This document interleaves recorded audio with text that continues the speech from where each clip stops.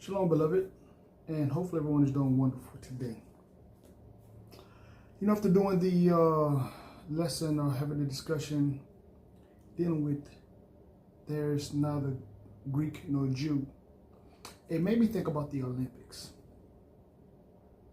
And hopefully today we can make a spiritual connection, dealing with, the Olympics and the paganism in the and why is it important to not only know where this come from, but really to see the spirit behind it and how the nations are really using this really not just for entertainment, but there's a deeper meaning behind this. And hopefully, again, like I said in this message, it begin to make sense. So before I start off, let me begin to give glory and honor to the creator of the universe, the Heavenly Father Yahweh, and to his son Yeshua HaMashiach. I'd like to also send out a greeting to the brothers and sisters that's out here teaching and trying to reach the children of the diaspora, and also to the Gentiles that are gathered with us in sincerity. To you guys I say shalom. As you see, I have the Olympia, which is a Greek game, and the 5 circles. And the 5 circles represent the continents where these nations are coming from that are participating in said games. So anyway, family, I want to get a definition right fast. I want to get a definition of the Olympics, so bear with me. Bear with me for 1 second. Olympics, right? Relating to the ancient city of Olympia, or the Olympic Games. Let's get a deeper definition. Let's go to Wikipedia. Olympic Games. The modern Olympic Games, or the world-leading international sporting events. They feature summer and winter sports competition in which thousands of athletes from around the world participate in a variety of competitions. The Olympic Games are considered the world's foremost sport competition, with more than 200 teams representing sovereign states and territories participating. By default, the games generally substitute from any world championship during the year in which they take place. This is why I can't remember the guy's name. I know his first name is Noah, the guy that runs track. He said that the U.S. basketball team cannot say that they're world champions because they haven't competed or played against the competition, the other teams around the world. And ironically, looking at the some of the players, like I said, I really don't get off into all that, but one of the players, LeBron James, you remember a few years ago, he was protesting, he was complaining about the inequalities, the injustices that were happening to our people, and he got backlash, and now he's out here, winning medals for the same people that he was trying to bring his grievances to. You know what I'm saying? It's just weird, man. I mean, it makes me even think about Colin Kaepernick, which he sacrificed his career. It's just that serious, to those that really take it serious, that really get what's going on. So anyway, let's do this. Let's do this.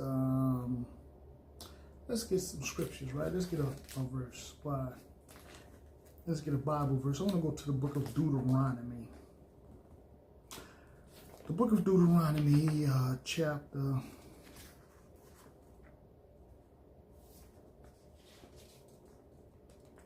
28. No, Salah, forgive me. Chapter 13, 12, chapter 12, and we're going to start off at verse 29. When Yahweh, thy Elohim, cut off the nations from before thee, whether thou goest to possess them, and thou hast succeeded them, and thou hast and dwelleth in their land. Take heed to thyself that thou be not snared by following them, after that they be destroyed from before thee, and that thou inquire not after their gods, saying, how did these nations serve their gods? Even so will I do likewise.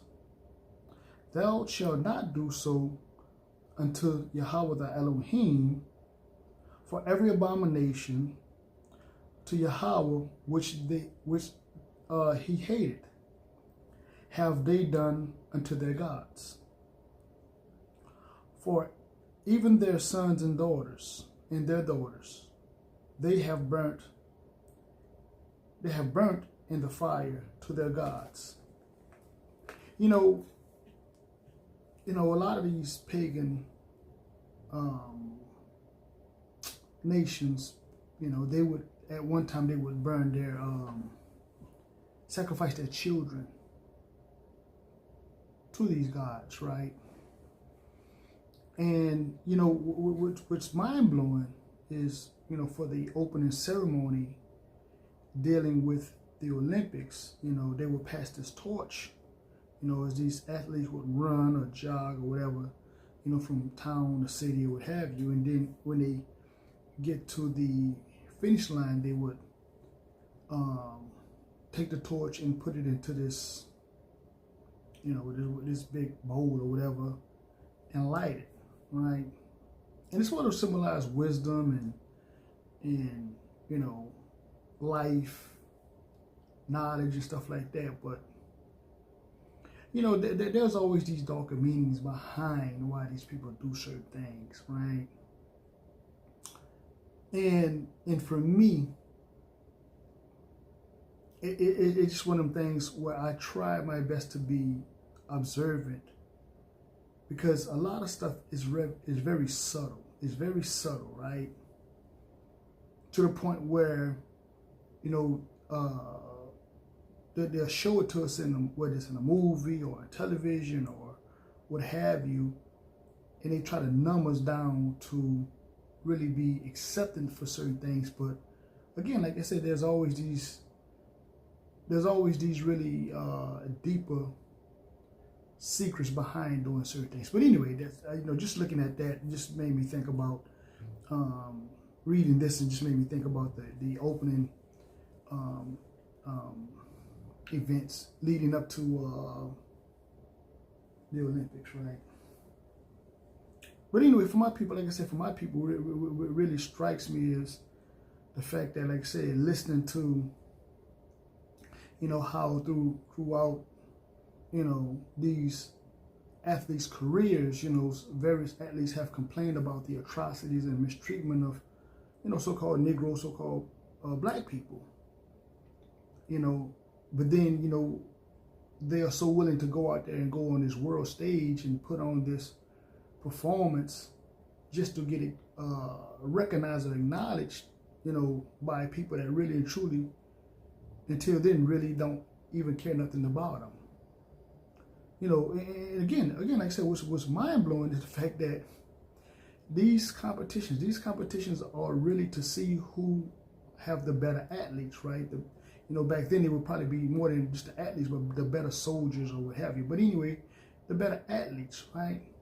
Who have the superior athletes, right? But just think about it. At one time, this country used to say that my people were inferior. Now, they're the dominant race. They are superior And as you start to really look at things, especially when they start,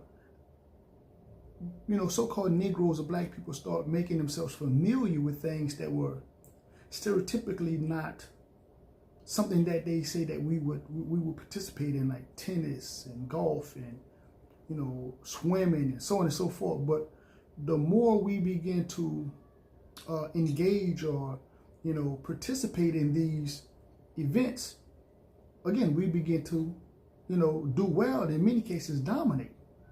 So after all, who is really inferior? Who's the inferior people? Which again makes me think about the scripture when the Most High said He's gonna make one nation stronger than the other. But anyway, it made me think, again, thinking about not only the Olympics, which is held every 4 years, but it made me think about just sports in general. I know in France, I won't say France or Britain, one of them, it's like when they lose when their soccer team or whatever, called football, whatever they want to call it, whenever they lose, they would like attack, black people and actually blame the black people for losing, even if they didn't really, even if they were not the ones that were at fault. I'm not just talking about the citizens. I'm talking about even the athletes on the teams, right? But anyway, like I said, just looking and paying attention to all this, because again, like I said, these things, all this stuff is right, right in our face. You on one end, as long as we winning and being victorious for these people, it's like, oh yeah, we accept it and they love us. But the minute you lose, it's like you can't have a bad day or off day. But anyway, it's like, for what? For to get approval from a people that really don't even acknowledge you, appreciate you. Again, like I said, think about this comedian, Bill Burr. He in one of his stand-ups, he talked about how, basically in one of his stand-ups, he said something about a coach was asked why they can't win a football game, and he said, well, we have to get some black guys on the team and stuff like that. He's making jokes because, again, these are things that they have really said, behind the scenes, or even the way they felt. But it's like, when he said this in his stand-up, but this is the spirit behind this country, whether it was, football or baseball or basketball, even to the point where he made another comment saying that, he acknowledged the fact that slavery was bad, but he said, at the same time, you have to, think about it, like we got people who are stronger and faster and all that. We got them to, basically build a country and take care of the crops, take care of the land. And again, all at the expense of my people. But like I said, it's very telling. It's very telling, right? But like I said, as long as you out here, we winning trophies and medals, we go out there, we represent this country and stuff like that. We're one, we're all on the same team, we're all one nation. Which again, I tell you what, makes me think about something. Let's go here. Let's go here right fast. Let me go to the book of Maccabees. We went over this here like in the last discussion, the last lesson. We're gonna go to the book of Maccabees, chapter 1. Chapter 1, verse 41. The king then issued a decree throughout his empire. His subjects were all to become one people and abandon their own laws and religion. So again, this, because most of these athletes that are from other nations, they go back home and participate. They go represent their own country. Those that are in the U.S. or wherever they're at, what I'm saying? If they, quote unquote, if they're a foreigner or whatever, they would go back and they would represent their own country, right? But again, it's very telling, you know what I'm saying? I mean, just show you how this spirit has been in the world from day one, right? The nations everywhere complied with the royal command, and many in Israel accepted the foreign worship, sacrificing to idols and profaning the Sabbath. Again, our people, our people will gladly participate in the festivities and activities and whatever this country throw at them, to prove a point how patriotic they are and how, on board they are. But then at the same time, you don't get the same equal treatment, right? You don't get the same equal treatment. Again, going back to what I said about like LeBron James and Colin Kaepernick. When Colin Kaepernick was protesting, in a way he thought was respectful, they were, oh no, not the flag. You're not gonna disrespect the flag. You're not gonna disrespect the flag. But I thought the flag represented everybody. I thought, not only the flag, but that contract, that constitution, that that the spirit was behind all that was equality for all men, right? But no, not really and truly. But as long as you're winning games and and all this stuff like that, yeah, we're on the same team. We're on the same team. We're one people. You're going out there and fighting wars for them. But when it comes down to when you want to hold the same system accountable, when you complain, you're ungrateful. You know what I'm saying? Don't you're not supposed to protest that way. They want to tell you how to protest, but when they protest, right? No matter how, it's patriotic, right? Storming the Capitol, that's patriotic, right? Trying to hold the government accountable, that's patriotic. But when we do it, is we want to hold them accountable, and when things do get out of control, it's normally not even our people. It's their people trying to incite the violence, and setting buildings on fire. But they try to stick that stigma on our people with that. You know what I'm saying? But anyway, that's a whole nother subject within itself. But again, it's very telling. It's very telling. But like I said, don't disrespect that flag. And it really made me think about something. I'm gonna go somewhere. Let's go to the book of Daniel. Let's go to the book of Daniel. Daniel chapter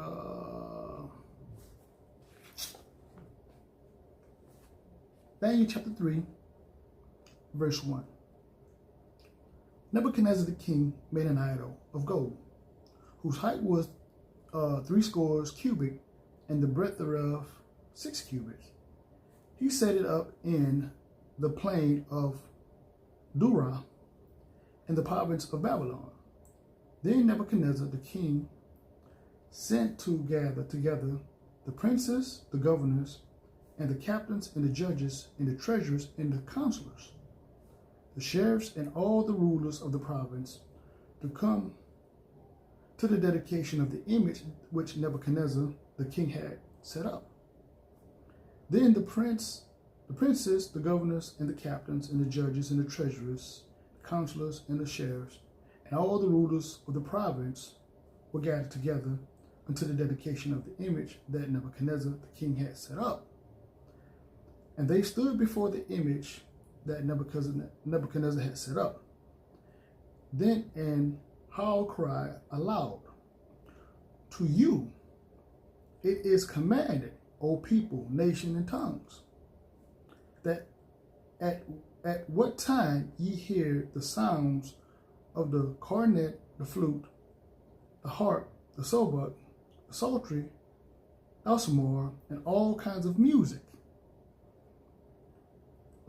ye fall down and worship the golden image that Nebuchadnezzar the king had set up. Now they fell down when they heard the music and they looked at that image. But think about this. These nations, when they hear the music to whatever image, whether it's a flag or whatever, they stand up or whatever. But it's the same spirit. Again, see, history repeats itself. See, these people take these same things and they relabel them, regurgitate them, retitle them, whatever, but they're saying the same spirits. You know, and this is why I keep telling people this book is a history book. It's not a religious book like people want to say it is. This is a history book. But let's read further. Verse 6, and whosoever fall not down and worship shall the same hour be cast into the midst of the burning fiery furnace.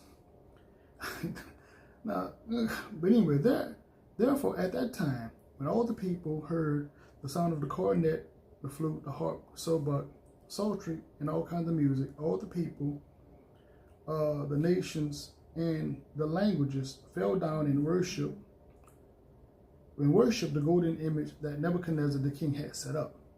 But again, it just reminds you of that flag, man. You know, it's the same spirit, man. It's the same spirit, man. All praise the Most High. You know, for those that can really see this, you know what I'm saying? You know, there's nothing new under the sun. You know, it's like these people wanted to put any brother or sister that wouldn't stand for the flag, boy. They want to put them to death. But like I said, you know, it's like, you know, it's weird because again, these are the same people that tell you all your life that you're inferior, but you go out there and on the world stage, people go out there on the world stage and dominate. And you know, it's ironic. As long as they winning trophies, they put them on a pedestal. Literally, they put them on a pedestal. Let that sink in. It's just amazing, man. It's just amazing, right? You know. But again, let's go back to the book of First Maccabees, right? First Maccabees chapter 1,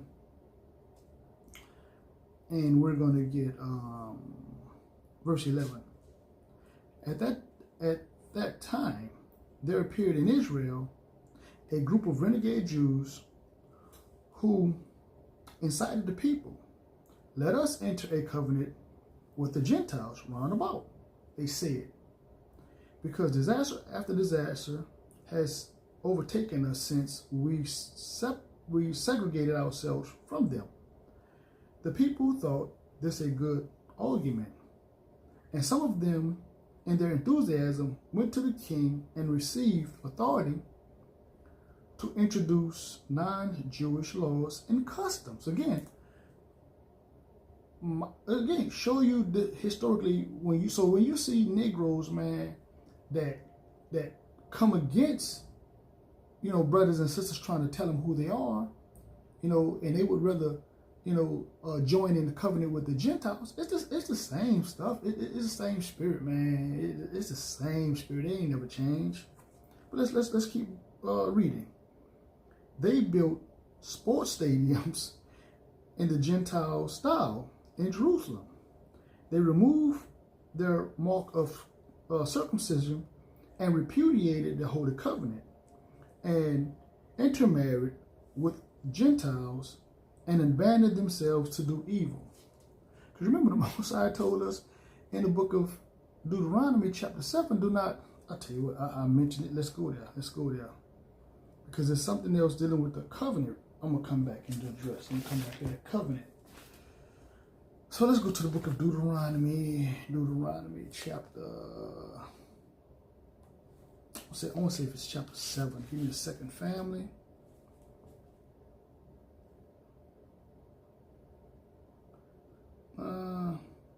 Okay, Deuteronomy chapter 7, we're going to start off at verse 2. And when Yahweh the Elohim delivered them before thee, talking about the nations, right? Thou shalt smite them and utterly destroy them. Thou shalt make no covenant with them. Again, make no covenant with them, right? Nor show mercy unto them. Because these people ain't showed us no mercy. And this is why, again, when these people start reading and finding out what this book is really about and who we are, they really get it. It's my people that's in religion that really don't get this. But anyway, you know, let's read on. Neither shalt thou make marriage with them. Thy daughters thou shalt not given to the sons, nor sons, nor his daughters shall I take to his sons. Okay, so just let's read verse 4. For they will turn away thy sons from following me, that they may serve other gods. So will the anger of Yahweh be kindled against you and destroy you suddenly. Again, this is why we're where we're at, because my people would rather pay homage to these people in their custom and their culture, celebrating their pagan rituals, again, participating in their activities. And again, the whole spirit behind this is, again, like I said, this comedian was saying that they took the people that were superior, people that were stronger, faster, and they got them to do the things that they didn't want to do or they couldn't do. But again, that's why, again, even dealing with all this is not just physical, even psychological. This is why they,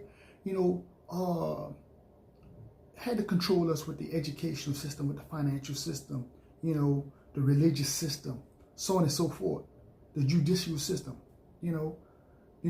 paint that narrative. We the boogeyman and stuff like that, when even their own data showed that 60% of exonerees are people of color.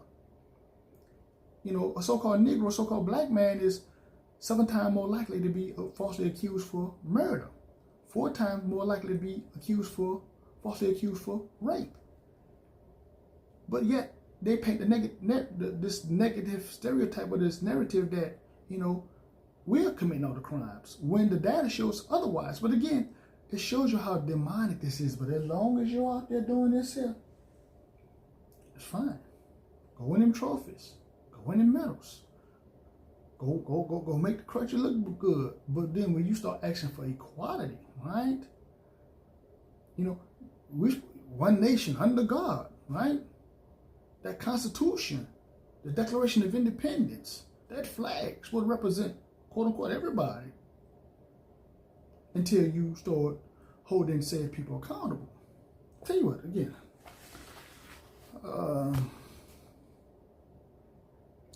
Not Proverbs, Psalms.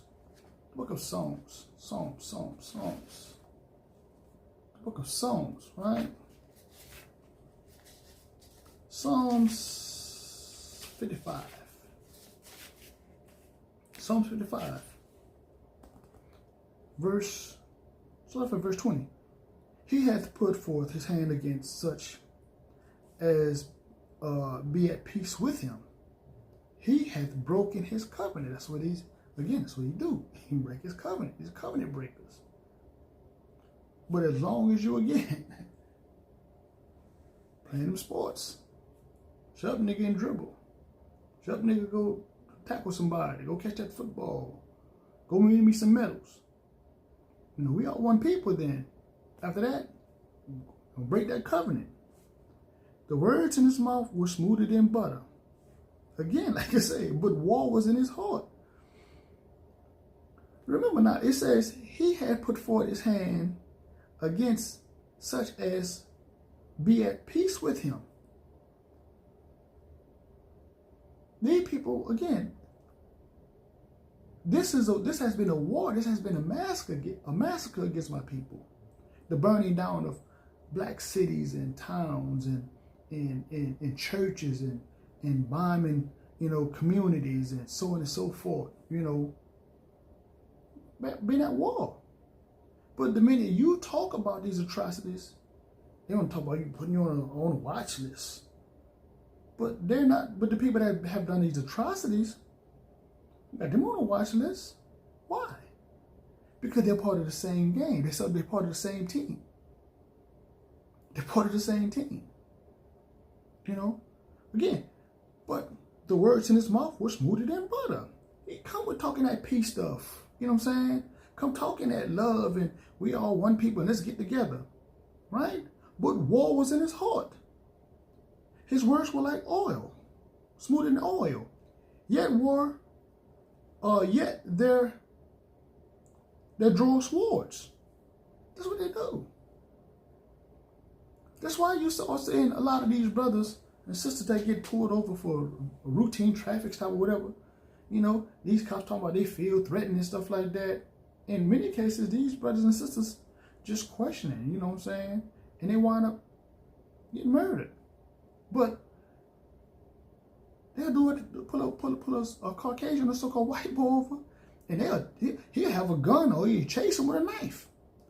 They running and ducking and hiding and you know, stuff like that. But with my people, but again, and the sad, again, you have some sad sellout Negro cops that, again, there was a cop not long ago, I want to say he shot a Caucasian woman, a white, so-called white woman. Instantly, right? They arrested him, right? And indicted him. Brought him up on indictments.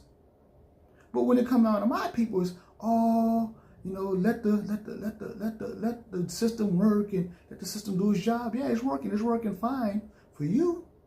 And I said, well, yeah, you know, that's why you should vote for this party and that party. When the two parties right there, again, are trash.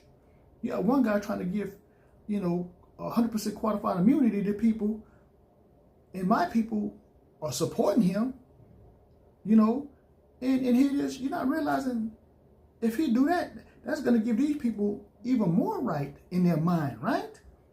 To continue to terrorize you and mistreat you. We're going to go then. And don't talk about this lady that's trying to, she's trying to run. You know, these people don't like that. But anyway, but my thing is, when she was nominated, she was Asian Pacific. You know, that's her nationality.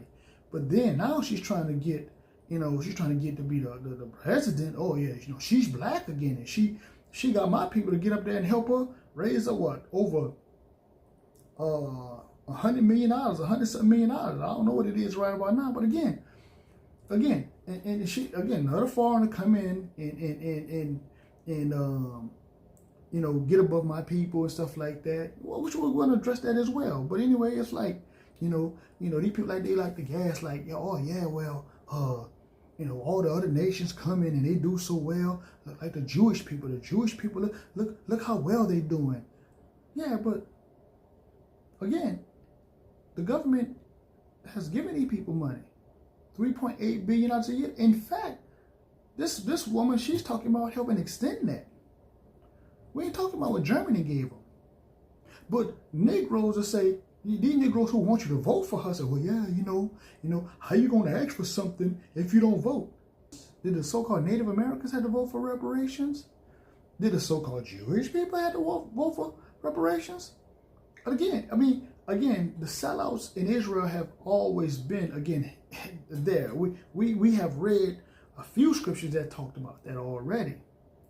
But they would rather go in covenant with these people, right? They will sell their people out. But this same woman, she said, well, how you expect me to do something just for black people? You know, I ain't do nothing just for black people, but you supported that anti-Asian hate bill.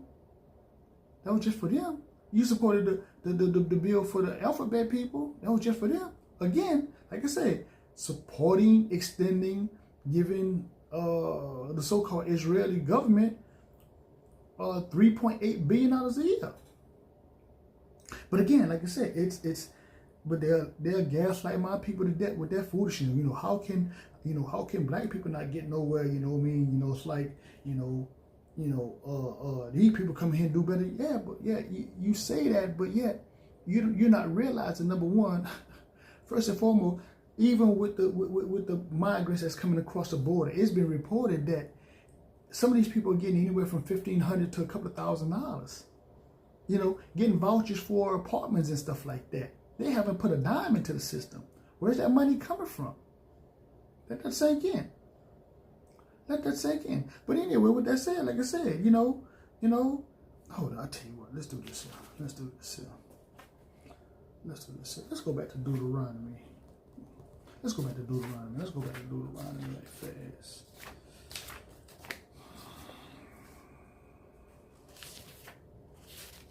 Deuteronomy 28. Deuteronomy chapter 28. Let's go to verse 43. The stranger that is within thee shall get up above thee very high, and thou shalt come down very low. He shall lend to thee, and thou shalt not lend to him. He shall be the head, and thou shalt be the tail. Moreover, all these curses shall come upon thee, and shall pursue thee, and overtake thee, till thou be destroyed, because thou hearken not until the voice of Yahweh the Elohim, to keep my commandments and my statutes, which thy commanded thee. Again, that's what I say. You know, all people will participate in these events. You know, celebrate these people holidays. You know, that 4th of July and all that stuff like that. Which all this has nothing to do with stand up and represent that flag. Has nothing to do with my people. But you're honoring their God. You're honoring their system. And the Most High say the reason why you're going to go through what you're going through, because you refuse to come back to me and keep my commandments. So why is it important for my people to repent? Come back to the Most High. This is why there's such a push to keep, you know, this, and not only this information from coming out, but it's like, oh no, you know, it's you know, oh, it don't matter, you know, Jesus loved her. What was that mindset when they was lynching Negroes? When they was feeding our children to, you know, alligators, raping our women, you know, again, burning down our towns, burning down our cities, right? Flooding our towns and cities, you know, stealing our property. What was that mindset then? Again, just not long ago, Tulsa, Oklahoma denied reparations for the survivors of the Tulsa, Oklahoma massacre. But they want to do a study on the effects of slavery and all the atrocities when it come to my people.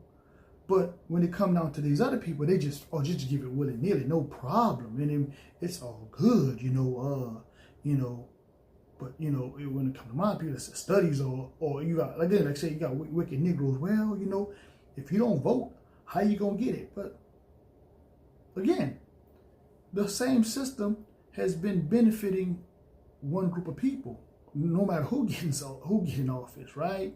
You know, but the deeper thing that's really troubling is the fact that when you have these people tell, well, yeah, well, you know, we need to come together and listen to every time we try to come together and try to talk about, you know, what we want and what we need to what we as a people could be able to, you know, survive, right?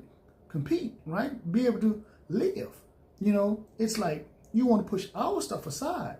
Even with these other nations that come in, the only reason why they were able to come in because of the fact that my ancestors were able to get some groundwork or get some things accomplished. And all of a sudden now these people think they're better than us, right? You know, but my point is, it's like, okay, you know, you want us to fight for the system that benefits you. Prop up the same system. You know, no, it don't work like that. You're fighting to protect the system that benefits you. We're fighting for survival. We're two different. We're on two different wavelengths. You know, and the sad thing again, for the nations that come here and those other nations that come here and benefit, right? That come in, the strangers that come in, they go back to their countries and represent their countries. They go back to their countries and represent their countries. They bring the money that they get here and they go back home and go build over there, wherever they're from. But everybody want to copy our culture. Everybody want to, you know, as long as we out there fighting and winning trophies and medals and so-called representing, you know, America and all that. Oh yeah, you know, they're proud. You know, we all together. But then, you know, every so often they show their true colors, who they are. You know, they show exactly who they are. Yeah, you know. But as long as they're bending, you know, they're fitting from the struggles and atrocities and accomplishments of my ancestors, the goals that my ancestors have made, you know. Oh yeah, you know, It's all good, you know what I'm saying? But the minute they want to get beside themselves, they think they're so high-minded and carrying on and stuff like that. I mean, it's very, again, it's very telling. It's very telling, right? It's very telling. You know, again, like I said, you know, dealing with this, like I said, it just really made me sit back and put things in perspective. You know, it's you know, looking at, again, going out here and represent, you know, this country when it's clearly like we've been stripped and robbed of our identity and our nationality, you know, and who we are as a people, you know, and then when we ask, you know, or we stand on who we are when we have put the work and put that research in and come up with all the information and documentation of who we are. Oh no, like I say, you know, Jesus loved everybody, and you know, or the other thing, you know, you know, everybody want to participate in, you know what I'm saying? But my thing is, it was really weird how you want to, you won't give up reparations, or you won't give up, you know, the sweat equity that my ancestors put into this country, right? But yet you want to talk about being part of the next kingdom to come, but you don't want us to be a part of this kingdom. I mean, but you say the Most High is a just God. Oh yeah, He is a just God, and that's why it don't make any sense for you to be able to participate in the next kingdom when you didn't want to give, you know, what was due or what was just in this kingdom. It don't make no sense for you to be able to participate in the next kingdom. I mean, like I said, think about it. Flooding the towns, burning cities down, and so on and so forth. But yet, all these other nations, when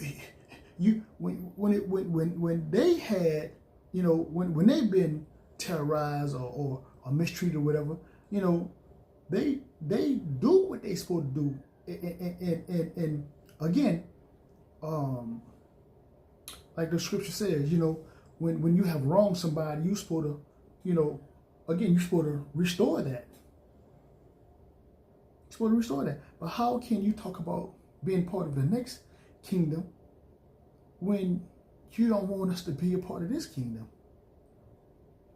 Like I say, those that really get it, start making sense. Like, wow, yeah.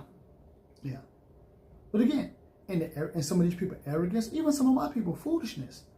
Again, they would rather be in covenant with the system than to come back to, you know what I'm saying? They would sell their soul to the nations than to come back to the Most High. Like I said, my people really don't believe in this book. They say they believe in this book, but they like to cherry pick and choose what they choose to believe in. You know, but if it didn't matter, why did you change the identity of the people? Why did you hide all this information? Why did you change its name? Right? Again, and like I say, looking at these so-called Greek gods, like, you know, again, like I said, Dionysus and Prometheus and Pegasus, the god, the horse god or whatever.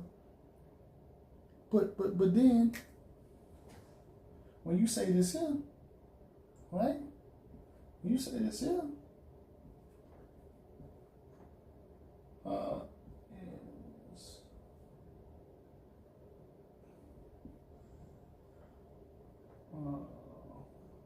excuse me, family.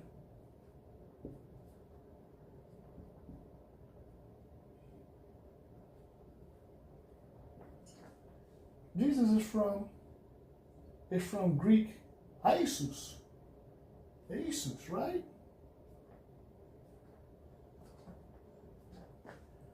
Let this sink in. This is why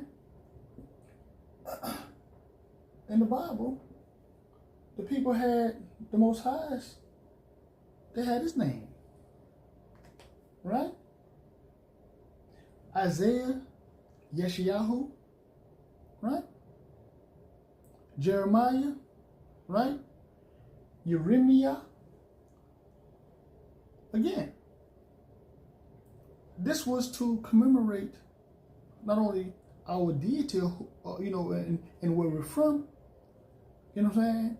But again, it's part of our culture to put them. It's part of our culture. But that's why they strip us of our names and our identity and our culture and our language, because it tell you who you are. But now you want us to be one people and go out there. And it's sad, like I say, many of my brothers go out there and get branded to these fraternities, which happen to be Greek. Which is a whole nother discussion within itself, which is a whole nother lesson. But again, I just want to show you how deep this goes. It's nothing new under the sun. These people repackage all this stuff like that. But this is why they don't really want us to point this out and show who we are as a people and make the connect the word of the Most High to what's going on even today. With that being said, as usual, peace, love. Shalom.